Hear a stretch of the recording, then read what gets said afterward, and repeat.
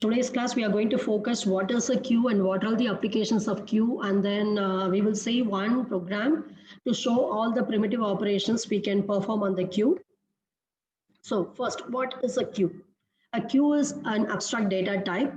What is the meaning of abstract data type is in that you will define what are the objects you have in that particular structure, then what are the operations you can perform on that without showing all the details of the operation. You will hide the implementation from the user. You will show only the list of operations that are performed on the particular data structure.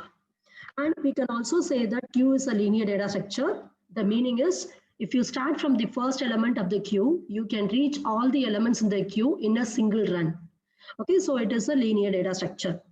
And generally, queue is defined as a collection of elements where the elements are inserted from one end of the queue and they are deleted from the other end of the queue.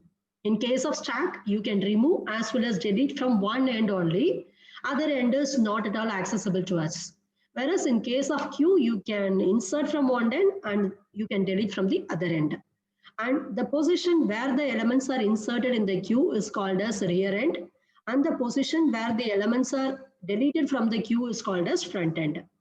Okay, so you should not change the term. Deletion is performed at the front end and insertion is performed at the rear end. And in case of queue, whatever element you have inserted in the queue first, that will be deleted from the queue first. So we will say that it works on the principle known as FIFO, first in, first out. Whichever come first, that will be removed first. Or otherwise you can say as LILO, that is whichever is inserted last, that will be deleted from the queue as last. So these are some of the basic information about the queue. Now, let us proceed with examples for queue. So in all the online, not online, in all the ticket booking systems, we can say that we are going to follow a queue. This will be visible in railway ticket counter or otherwise island reservation or even in cinema theater. So whoever is standing in the queue first, that person will be getting the ticket first. Okay, and here in case of queue, we can implement it even in the computers. For example, you can consider our college. We have so many faculty in the college, and for every department, we have a printer. And this printer is a resource which will be shared by all the faculty sitting in a particular room. Okay, no need to give separate printer for every faculty because they are going to use the printer for few time only. Not always they are going to print something. So there will be a printer which will be shared by many faculty. Now, at a particular time, sometimes more than one faculty will give a job to the printer. In that case, the printer will be printing only one document. So what will happen to the documents submitted by the other faculty members? Is the printer going to throw them away? No, it should not do that because the job has been submitted to the printer. When it is printing one document, it will store the remaining documents within the printer queue. Okay, there will be a queue in the printer. It will store the remaining documents in that. The elements will be taken from the queue only in the order of arrival. Whichever document has been submitted to the printer first, that will be printed first. Okay, so this is generally followed in a network hardware devices. We are connecting everything in a network. Anybody can share it.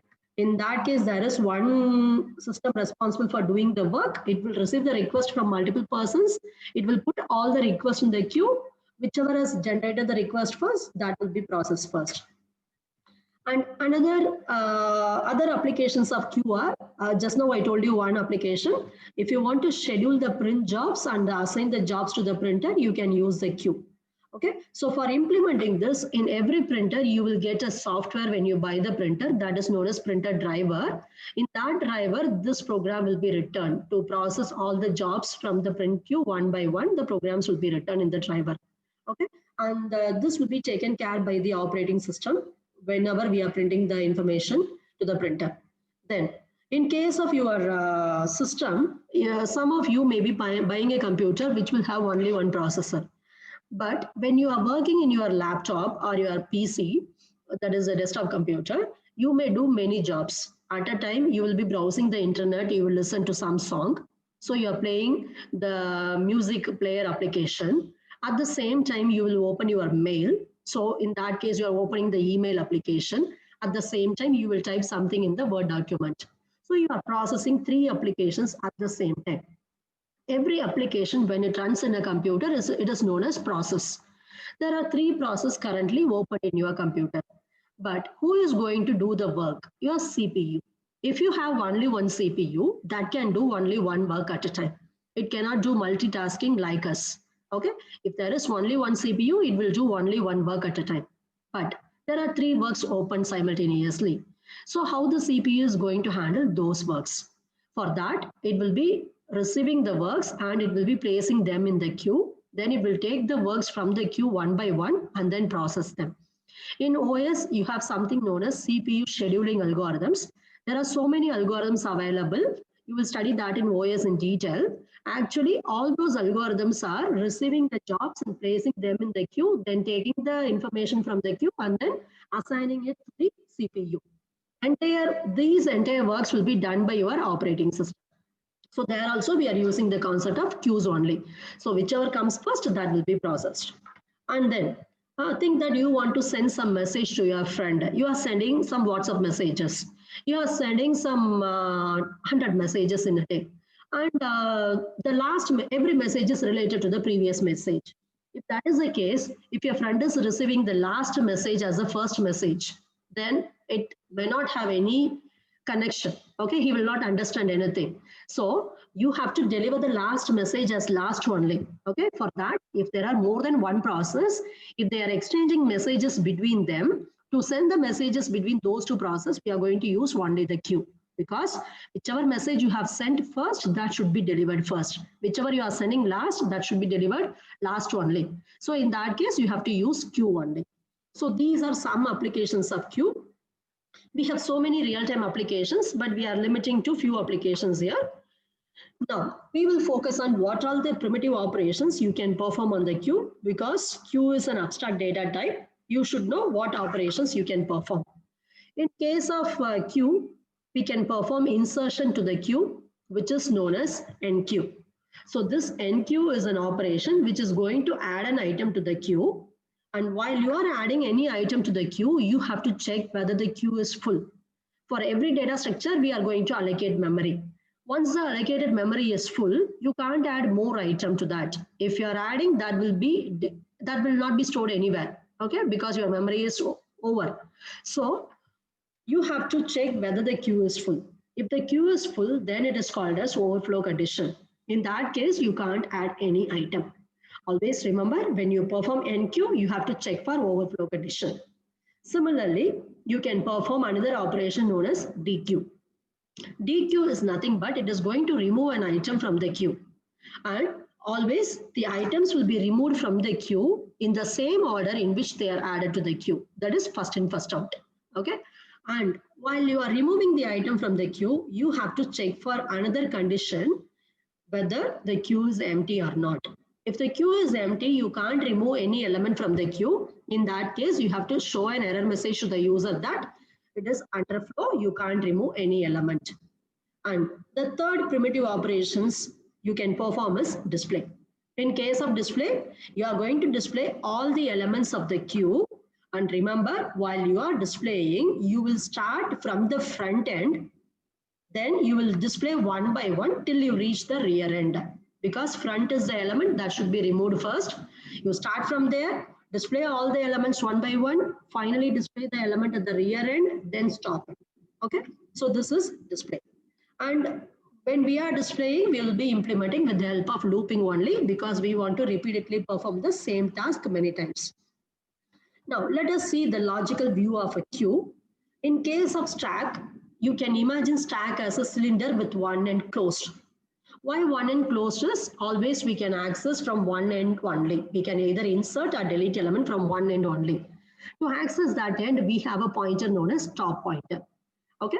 Whereas in case of queue, you can insert element at one end and you can delete the element from the other end. So you can access the elements from 2 ends. So you need to have 2 pointers to access them. So you can imagine queue as an open pipe. Okay.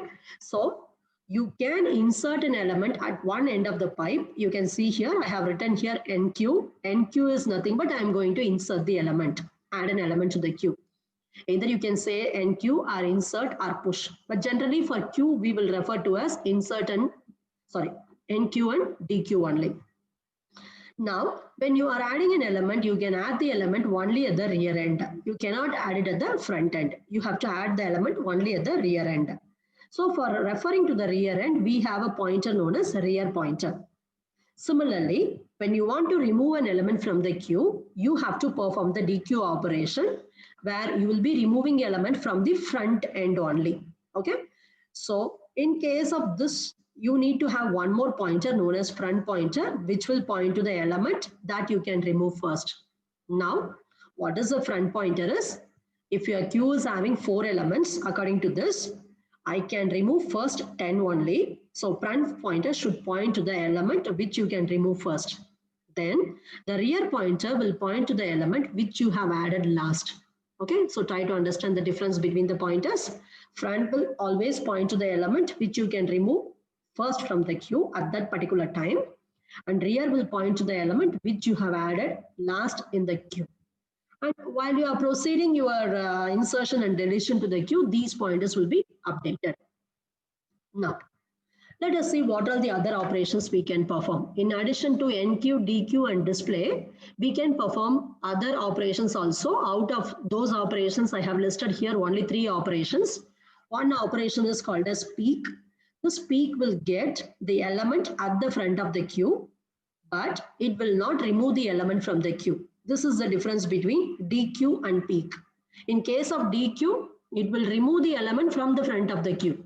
Whereas peek will get the element from the front of the queue, but it will not remove the element from the queue. The element will be still present in the queue only. Okay. And then we have 2 more functions to check whether the queue is full or queue is empty. Whenever you are adding an element to the queue, you have to check for full queue. Okay, that is the overflow condition. For that, we have a function called isFull. This function will check whether the queue is full. If it is true, when the queue is full, it may return the number 1 to say that the queue is full. Otherwise, it may return 0 to say queue is not full. Okay. Similarly, we have a function called isEmpty. This function will check whether the queue is empty or not. If the queue is empty, this function will return 1. Okay. And if it is not empty, it will return 0. IsFull will be used in case of inserting an element to the queue, that is NQ operation. And isEmpty will be useful when you are performing DQ operation from the queue. Now, these are the total 6 operations we are going to see, but we are going to focus only on the first 3 primitive operations, NQ, DQ, and then display. Now, let us see what are the different types of queues we have. So we have basically 4 types of queues. One is called as linear queue or ordinary queue. Then we have circular queue, and then third we have double-ended queue. Then we have priority queue. We have totally 4 different types of queues. In this class, we are going to focus only on the first type, that is the linear queue or ordinary queue. Now, how you can implement the queue? When you want to implement it, you have to write a program. You have to store it in a memory. You have to access it so that in less amount of time, you are performing all the operations. So how you are going to implement the queue? There are 2 ways for that. You can implement the queue by means of either arrays or otherwise linked list. Very good. So you can implement by means of an array. In that, you will have 2 pointers, front and rear pointer.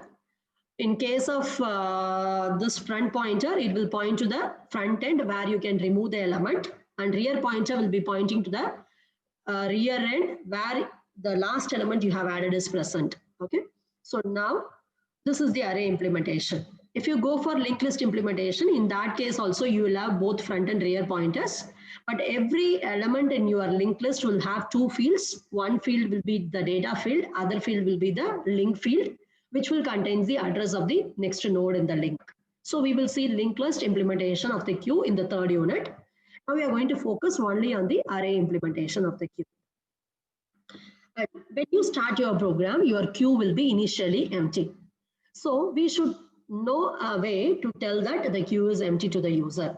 Okay, now you can see here 2 boxes. The box on the top is going to tell what is the index of the element. Because I'm going to use array implementation of the queue, I'm going to store all the elements of the queue in an array only.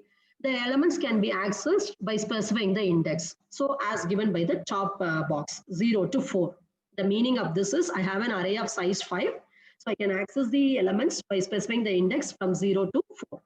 Now the bottom box is going to tell what is the content of the queue. Currently my queue is empty, it is not having any element in it. And when your queue is empty, what will be the value of the front and the rear pointers? They will always point to -1 because your index is starting from 0 and it will go up to the maximum size -1. Now since the queue is empty, you should not start with 0. 0 means one element is there. Now it is empty queue. So you have to make both front and rear pointer to have a value of -1. This is very, very important. Then I am going to perform enqueue. In case of enqueue, I am going to add an element to the queue. Now I am going to insert 10. When I want to insert an element to the queue, I have to insert only at the rear end. So I have to change the rear pointer. Previously, my rear pointer was pointing to -1, meaning that there is no data. Now I am going to add the data. I am going to add it in the queue as a first element in the index 0. So I have to make the rear pointer to point to this 0. For that, I have to increment the rear pointer first. Now you can see rear is now 0. After I increment in that location, I have to add this 10. Now you will ask me why I am moving the front pointer also. Now this front pointer is going to tell you what is the element you are going to remove first from the queue. Initially, there was no element in the queue, so front was having the value as -1. Now, when you are adding the first element in the queue, in that time you have to change the front pointer also. When you are adding other elements, no need to change the front pointer. But when you are adding the first element in the queue, previously it was empty. Now, since you are adding one element, you can remove that element from the queue. So you have to change the front pointer also. So I am changing now front as 0. Because if I want to delete anything, that can be only 10. So this 10 is at the index 0. So I am changing front is equal to 0. Front will always give you the index of the current element you can delete from the queue. Okay, so this is very, very important. When you add the first element, you have to change both front as well as the rear pointers. Now, I am going to add the second element in the queue. The element to be added is 20. First, I have to increment the rear pointer. Previously, it was pointing to 0. Now I am incrementing so that it is pointing to 1. So in that position, I am going to insert the value. If the name of the array is A, I will write A of 1 is equal to 20. If I write like that, the element 20 will be inserted here. Next, I want to perform DQ. When I perform DQ, what is the meaning is I want to remove an element. From which end I can remove the element? Only from the front end. So now there are two elements in the queue, 10 and 20. Which one can be removed by this DQ is only this 10. So when you want to remove an element, first you have to remove this 10 and you have to return it to the user. After that, you have to change this front pointer. So now since 10 is removed from the queue, actually it will be there in the memory, but it is not accessible to us. We have to change this front pointer. Okay, so front will be now incremented so that it will point to 20. If you see your memory at this point of time, you will have 10 as well as 20 in the memory. But if I am asking you, can you tell me the size of the queue at this point of time? You should not say the size of the queue as 2. If you see this diagram, you will say the size is 2 only, but that is wrong.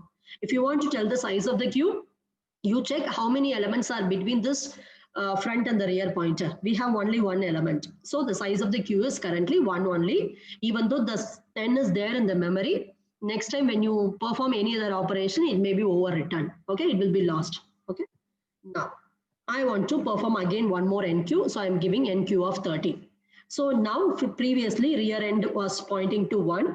When I insert an element, I'll be inserting at the rear end only. So I will increment rear so that it will become 2. In array of 2, I'll be adding the new element 30. Next, I want to again add one more element 40.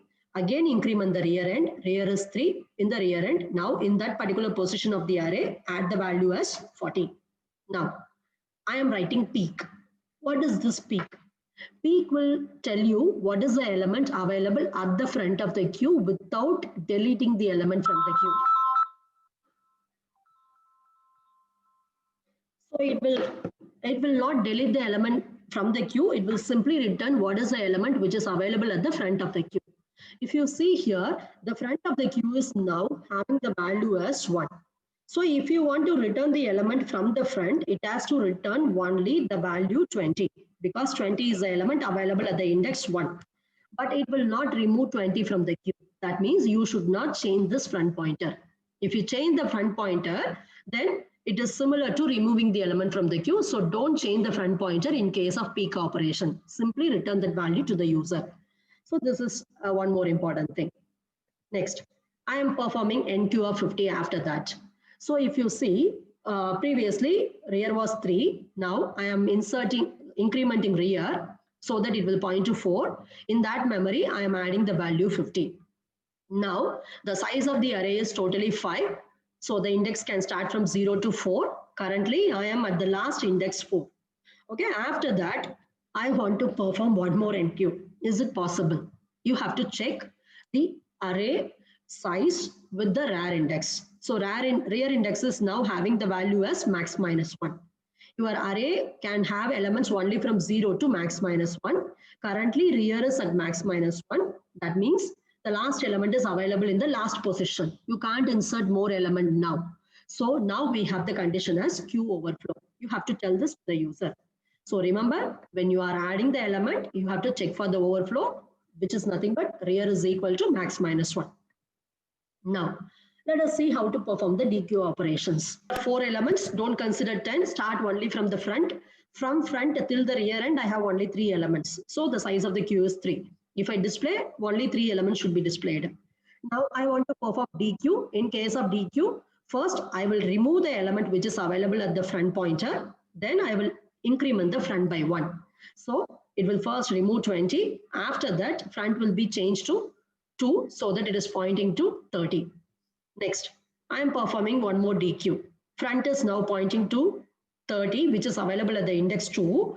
Now I will remove this 30 from the queue, return it to the user. Then I will increment front. Now front is pointing to 3. Currently, at this particular stage, there is only one element in the queue. Now, I am performing DQ one more time. If I perform DQ one more time, I will be removing this 40 from the queue. Actually, in case of DQ, you have to decrement the front. Okay. If you decrement the front will go here. Okay. It will go to the next position, that is to the index 4. But what is the meaning here? When front and rear are equal, it means that there is only one element in the queue. That element you are going to remove. So in that case, if you remove the last element from the queue, your queue will become empty. So what you can do is you can now change both front and rear is equal to -1. Try to understand, this is very, very important. If your queue is having only one element, if you are performing DQ operation, the last element is going to be removed from the queue.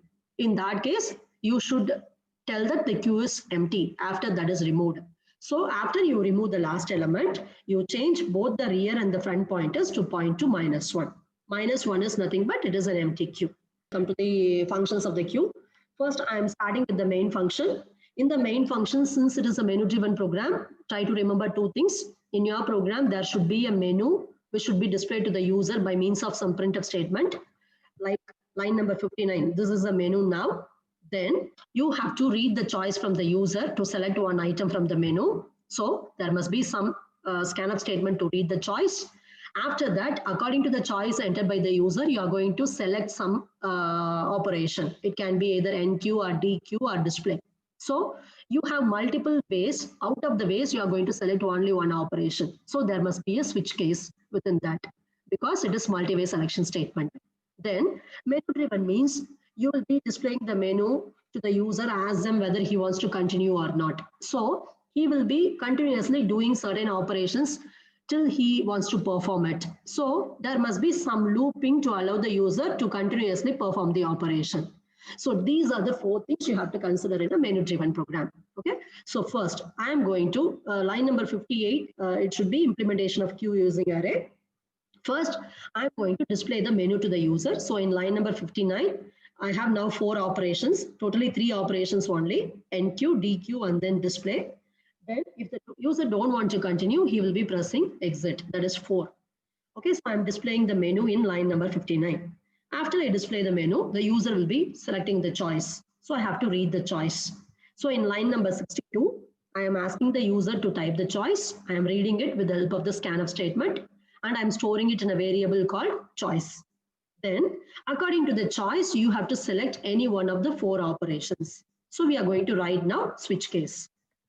So within switch, you are going to pass this choice as an argument. According to the choice entered by the user, you are going to choose any one of the operation. If the choice is 1, the control will go to case 1. Okay. In case 1, for choice 1, we have shown that user has to perform enqueue operation. So you can ask the user to enter the value to be enqueued, that is to be pushed into the queue or inserted into the queue. Now the user is going to enter the value and read the value by means of a scanf statement. Here I am storing it in a variable called x. Now I have to call the function which I am going to write for the enqueue operation. So the function name is enqueue. To this function, I have to pass what value should be added to the queue. I am passing as a parameter. So now this x is passed as parameter to the function. That function will add the element to the queue, and finally it will not return anything. Its job is only to add the element to the queue. So there is no return value from here. So don't store anything. You give break after that, so that once this operation is over, you will not unnecessarily go and execute the remaining cases also. Then if the user types 2, he wants to dequeue the element from the queue. Dequeue means you have to remove the element from the queue. You have to display the element to the user. While you are performing dequeue operation, you may have a condition called underflow condition. Okay. In case of underflow, you will not be able to remove any element from the queue. Okay. So in that case, I have written this program in such a way that if the queue is having underflow condition, the function will return 0 to me. 0 means there is no value in the queue, it is underflow. Otherwise, if the queue is having some valid number, it will return that number to me. I am assuming that the queue will not have 0 at all. Okay, 0 is not a number. I am assuming like that. Now, if the queue is having any number, it will return the number, and I'm going to store it in a variable called item. Now, when I want to display the number to the user, I have to check whether this item is not is equal to 0. If it is 0, it means there was nothing in the queue, so that I have written 0. So I'm not going to display 0 to the user because it is not at all an element. I have simply written 0 for my reference only. So if the element is not 0, I have to display the element. So by means of the printf statement, I am displaying the deleted element is item because I have received and stored it in item. Then give break. Then if the user enters choice 3, you want to display all the elements to the user. So call the function display for that. Then if the user wants to discontinue, he don't want to continue the menu, he don't want to continue with your program, so user will be typing 4. In that case, you can exit and come outside. Otherwise, if the user is entering any other number other than 1 to 4, you have to tell the user that enter a valid message. So we are giving in a default statement which will be displayed when all these 4 cases are false. So you are displaying enter a valid choice from 1 to 4. Now this menu will be displayed only one time, but we want to display this multiple times. So all these statements, the entire switch case, I am writing now inside a loop. So you can see here, before reading the choice, I have given do loop. Actually, it is do while loop. So I have given do, open parenthesis, then I have given the enter choice, then switch. Finally, you close the switch, close this loop also. You are going to perform this while choice is not is equal to 4. If the user presses 4, that means he don't want to continue. So you can exit, right? So now this is a main program. We are going to now see all the functions one by one. First, we are going to focus on the enqueue function. Now you can see this program. I have totally three functions: enqueue, dequeue, and then display. In all the functions, I am going to make use of the array queue, then the front and the rear pointers. When you write the program, you can either pass all these things as arguments to the function, or otherwise, here I have written everything as a global variable. When I declare anything as a global variable, how many functions you are writing in your program, in all the functions, these variables can be accessed without passing them as parameters to the function. Okay, you can either follow passing as parameters, or otherwise you can write global variables like this. Okay, you should know both the ways. I'm teaching you this way. Maybe in the next program, I will teach you how to pass them as parameter. Okay, in the stack also, we have seen this approach only. Now, here, this is the global area of the program. The area after all the header files and before the first function is the global area. If you declare any variable in this particular area, it will be visible to all the functions in your program. No need to pass them to the functions. Now, I need to declare the queue here. Queue is implemented by means of the array. So I have to declare one array only. So I am declaring an integer array. The name of the array is queue. I am going to declare some maximum size for this array. Here I have given the maximum size of the queue as 5. So the elements will be stored from the index 0 to 4. Then front and rear you are going to initialize. When you start your program, both should have a value as -1 because initially your queue will be empty. So declare both front is equal to -1 and rear is equal to -1. Now, in case of enqueue, I am going to insert an element to the queue. So I have to pass the element what I'm going to insert. So enqueue function will always accept one argument. Remember, when you want to perform insertion of 5 elements, don't pass 5 arguments. You have to call this enqueue function 5 times. Okay. So in main function, you have to write loop, then you can call it. Don't write any loop inside the enqueue function because according to the definition of these functions, they can insert only one element at a time. That should be passed as argument to the function. Now I'm passing x as the argument, that is the element to be inserted. In enqueue, you have to check whether the queue is already full. Okay, so that is overflow condition you have to check. The overflow condition is if rear is equal to n-1. Rear will tell you where is your last element available. Okay, my last element is already available in the index n-1, which is the last index in the array. So I cannot add one more element to the queue. So this is called as overflow. So I have to tell error message to the user. So I am printing queue overflow to the user. Else your queue is not having overflow. There is some space in the queue. You can add. Now you have to check for 2 cases. You are going to add the element.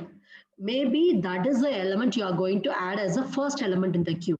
Okay, or your queue may be already having some elements. You are going to add another extra element. So that there are 2 cases now. When you add an element, check whether this is the first element you are going to add or this is not the first element. If this is the first element, how to identify? For that, you have to check whether if front is equal to -1. So now whatever element you are going to add, that will be the first element. Okay, so when you are adding the first element, before that front will be -1. Now you are adding the first element. If you want to delete that first element after you add, you can delete it. So you have to make front is equal to 0 because front will tell you what is the next element you can delete. After you add this element, that can be deleted from the queue. So you make front is equal to 0. Okay, so this is very, very important step. When you are adding, you check whether that is the first element you are adding by means of front is equal to -1. If that is the case, next this element can be deleted. So you have to make the front pointer to point to this particular element. So you have to change front is equal to 0 because this element you are going to add at the index 0. Then in which end you can add the elements only at the rear end. Okay, so you have to increment first the rear pointer because rear will be already pointing to an existing element. You should not insert in that position. Okay, that will override the already existing element. You have to increment rear so that it will point to the next memory location. In that memory, you have to add the element x. So increment the rear pointer. After that, your data to be added is x. Where you are going to add the data only in the stack. Sorry, not in the stack, only in the array. Okay, the name of the array is queue. We are implementing queue with the help of array only. So in queue of, you have to pass the index. In which index you can add the current element? In the rear index. So in queue of rear, you add the x value, which is the new element to be inserted. Okay, so this is the enqueue operation. In this, you are not at all going to return any value to the user. There is no return statement here. So if you see the return type, I have written as void because I am not going to return anything to the user. Remember, enqueue operation will have the return type as void, but it will accept one argument from the main, that is a value to be enqueued. This is the case of dequeue. you have to check for underflow condition. DQ means you are going to remove the element from the queue. There you have to check for underflow. So what is underflow? Underflow is nothing but the queue is empty. If the queue is empty, you will say it is underflow. So you can simply write if front is equal to -1, the queue is empty. If your queue is having some data, front will have value from 0 to some n-1. But if front is -1, it means that the queue is empty. So in that case, you have to print underflow message to the user. Okay. Now I will tell you why it is written 0 later. Next, if the front is not -1, that means the queue is not having the underflow state, it is having some data. So I can remove the data from the queue. When I remove the data, I have to check for two cases. When I remove the data, I have to check whether it is the only element existing in the queue and I'm going to remove it, or whether there are many elements in the queue present. Okay, if you are removing only one element that is present in the queue, after you remove that element, your queue will become empty queue. Whereas if many elements are present in the queue, if you are removing one element out of them, the queue will not be empty. It will still have some data. So we have two cases now. After you remove, if the queue becomes empty, that case is different. After you remove, the queue will not be empty, that case is different. So next, in 28th line, I am writing if front is equal to rear. What is the meaning of front is equal to rear? It's nothing but only one element is present in the queue. Okay, so there is only one element in the queue. Now that element you are going to delete. After you delete that element, your queue will become empty.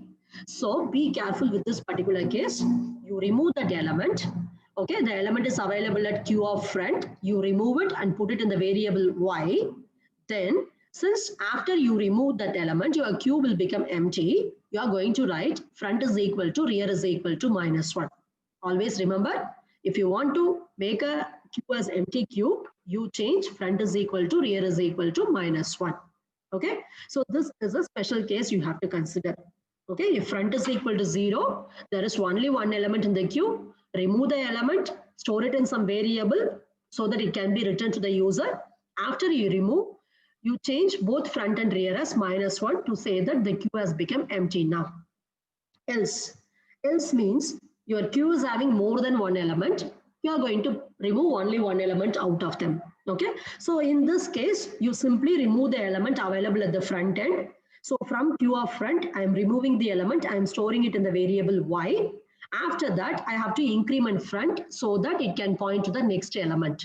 Okay, whenever you are removing an element, you have to make front to point to the next element because this element will not be accessible after you remove. Okay, and finally, when all these cases are over, you are going to return something to the user.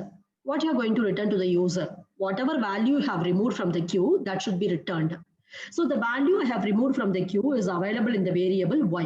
So I have to return this y. Okay, I'll be returning y if I remove some value from the function, that is from the queue. If I don't remove any value from the queue, that is if the queue is underflow, then I am returning 0 to the user. Okay, so in the return type in line number 20, I have written int. It means that my function will return either 0 when the queue is empty, or it will return some valid number when the queue is having some data, right? So in case of DQ, there will be a return value. It will depend upon the type of the queue. It can be integer, float, or character, or double, anything. But there will not be any argument to the function because we are not passing any argument to the DQ function. The reason is whichever element is available at the front of the queue, only that can be removed. So no need to specify what you want to remove. It will automatically know that whatever is available at the front, that should be removed. So we never pass any arguments to the DQ function. Now let us see the display function. In case of display function, you have to again check whether the queue is having some data or not. If it is not having any data, we will not display anything. So check whether the queue is empty or not. So how to check whether the queue is empty? If your front is equal to -1, it means that the queue is empty. So in that case, print some error message to the user that there is no element in the queue is empty. Otherwise, go to the else part. In the else part, when you come to the else part, it means that the queue is having some data. But we don't know how many numbers are available in the queue, whether one element or two element or 5 elements. We don't know how many are available in the queue. But I know that all the elements which are available in the queue will be starting from front till rear only. Okay, so I have to now write loop for this. Why I'm writing loop is there may be many elements I want to display all. So I need to go for loop. I want to repeatedly print everything one by one. So go for loop. In the loop, in the starting index, I am going to give I is equal to front. What is the reason is whatever is available at the index front, only that can be deleted first. Q is first in, first out. So whichever is available at the front, that will be removed. So give I is equal to front as a starting value. Then every time after printing this, you are going to increment I. You will go to the next index. How long you will proceed like this till you reach the last element of the queue. The last element of the queue is available at the index rear. So till I is less than or equal to rear, you are going to perform this particular operation. And inside this, I am simply writing a printf statement to print the queue element. The element will be available at the queue in the index I. So I am giving queue of I. Finally, I'm not returning anything to the user. Everything I'm printing inside this function. So I'm writing the return type as void. Okay. So with this, the primitive operations on the queue are over. If